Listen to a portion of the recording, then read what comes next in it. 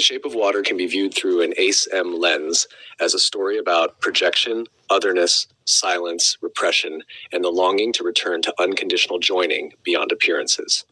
At the center of the film is the question, what do we call monstrous and why? ACIM repeatedly points toward the idea that perception is not neutral while it is filtered through fear. The ego survives through categories: normal, abnormal, worthy, unworthy, human, non-human, lovable, dangerous, us, them.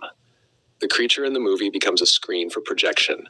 Different characters see entirely different realities when looking at the same being: threat, weapon, miracle, animal, divinity, beloved. That mirrors the Course's teaching that perception reflects the perceiver more than the object perceived.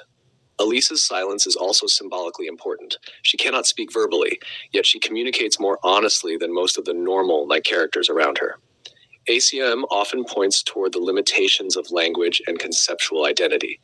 The ego talks constantly. Presence listens. The movie suggests that genuine connection does not arise primarily through socially approved forms, but through resonance beyond appearances. That does not mean all attraction equals spiritual truth. That is where discernment matters. The film can easily be romanticized into love breaks all boundaries, therefore every impulse is sacred. ACIM would not go there. The Course is less interested in the form of relationship than the purpose underneath it. A relationship can look unconventional and still be healing. It can also look spiritual while reinforcing fantasy, dependency, or specialness. The key ACIM question would be, does the relationship undo fear and separation, or reinforce identity and possession? Elisa does not primarily try to dominate or control the creature. She recognizes him. That recognition dissolves isolation in both directions. The laboratory in the movie resembles the ego's mindset: classify, contain, weaponize, dissect, control. The creature represents what the rational control mind cannot fully dominate: mystery, feeling, presence, the unknown, the unmeasured sacred. The villain, Strickland, embodies the ego's terror of anything that threatens its hierarchy and self-image. He is obsessed with control, masculinity, order, superiority, and appearance. ACIM would frame this as the brittle structure of the separated self, trying to defend itself against what it cannot categorize. And importantly, his violence is rooted in fear. Fear often becomes cruelty when identity feels threatened. The movie also carries baptismal and resurrection imagery throughout. Water, immersion, cleansing, rebirth, surrender into a larger reality. Water in ACIM terms can symbolize the fluidity of mind before rigid conceptualization. The ego wants fixed forms and defined identities. Water dissolves boundaries. It reshapes itself continuously. The shape of water itself is almost an ACIM-like metaphor. Love has no fixed form, yet takes the shape of whatever contains it.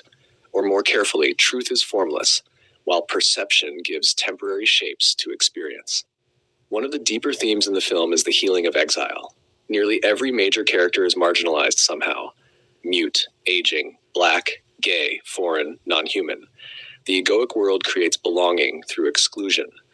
ACIM points toward a deeper inclusion, not based on social identity, but shared being. Yet there is also a shadow worth acknowledging. The movie risks turning the outsider into a mystical fantasy object. Sometimes people romanticize woundedness, alienation, or otherness as spiritually superior. ACIM would caution against reversing specialness into a spiritual identity. I am deeper because I am excluded. That still preserves separation. The healing is not in becoming a special outsider. The healing is in discovering what remains untouched beneath all labels. The ending, where Elisa enters the water fully, can be interpreted psychologically or spiritually.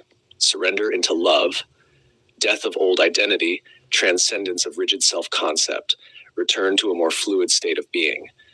From an ACIM perspective, the deepest movement is not human falls in love with creature. It is fear-based perception softens enough that innocence can finally be recognized where judgment once stood. The miracle is not that the creature became lovable.